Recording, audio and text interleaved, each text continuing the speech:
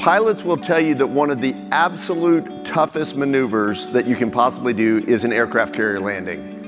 So picture this, 54,000-pound aircraft, you're coming in at 150 miles an hour. You've got 500 feet of runway space. Now, if you're not a pilot, that's not a whole lot. Not only that, but it's the only runway that is a moving target. So as you're coming in many cases, that target is moving as well. Those pilots have 4 arresting wires that they need to catch one of them before they go off the end of the plane. And that arresting wire is going to take them from 150 miles an hour to a dead stop in 2 seconds. As if that's not enough pressure, it's a $35 million toy that they are actually playing with and flying into that. So actually, if you want to see something kind of interesting, go watch some of the worst disasters in that, and some of the planes just going off the ship and doing all sorts of crazy stuff. So difficult maneuver. I was doing some culture work for a large defense contractor. I was flying out there 1 week a month for about a year and a half. And so I'm sitting there and they're telling me this story. They actually built multi-million-dollar big box simulators for the Navy and for the Air Force to use to train their pilots. And they were telling me about being out at a trade show. A 10-year-old kid comes up and says, "Hey, I'd like to give it a try." So the guy's like, "Okay, son." Yeah, he's kind of laughing a little bit. Get in, and he says, "Okay, so let me acclimate you to kind of the controls." And he goes, "This does this, and this says, yeah, I know. This is that, and this does this thing." The guy's like, "Okay." He says, "So what do you want to do? What would you like to give a try?" He says, "I want to do the aircraft carrier landing." The engineer that is running the machine says, "Son, that's a really, really tough maneuver, even for experienced pilots. Maybe we should pick something." He's like, No, I got it." So he gets this kid up in the air, and the kid's kind of flying the plane, and he's coming around for his landing. He's going too fast, too slow. For whatever reason, he decides to do a flyby. He just decides to wave that off and take another crack at it.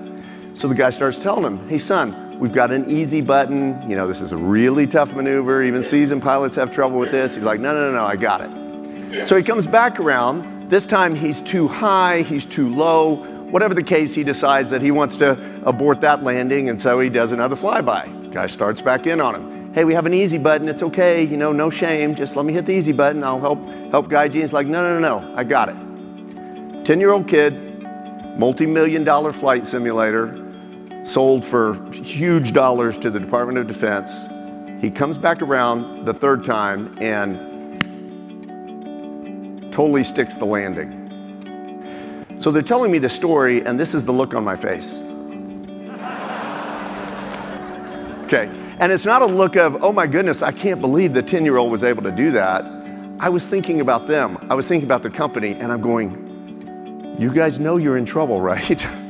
Because I said, if I were y'all, I'd be laying awake at 2 o'clock in the morning going, nobody's gonna pay millions of dollars for a big flight simulator that a 10-year-old just stuck the most difficult maneuver in. So why was he able to do that? Of course, you know the answer. It's that thing that you don't want your kids doing, but video games. He grew up on video games. So I was telling this to one of the pilots at the company, and he said, "Oh, well, that's all well and good, but wait till his butt's on the line. It's not the same thing." And I started grinning. This was probably about 4 or 5 years ago, by the way. And I started grinning, and I said, "10-year-old kid, do you honestly think that by the time he's old enough to be doing this, that he's actually going to be in the plane?" A little thing called unmanned aerial vehicles. And actually, I just heard last week that the Blue Angels just announced. Anybody familiar with the Blue Angels? Anybody ever seen the Blue? Okay, good. I saw them in Cheyenne last year, just amazing. They're the Navy flying group that flies super close to each other. They do all these crazy maneuvers, and they're just fascinating to watch, such precision. I just heard that by the year 2018, the Blue Angels will be completely unmanned. They will be flying in other ways.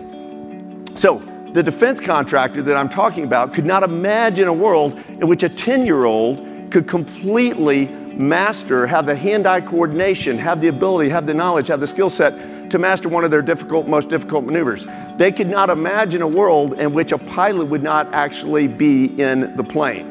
If you cannot imagine a world where the nature of all you have known is fundamentally changed, then you will not see the future coming, and that future will crush you.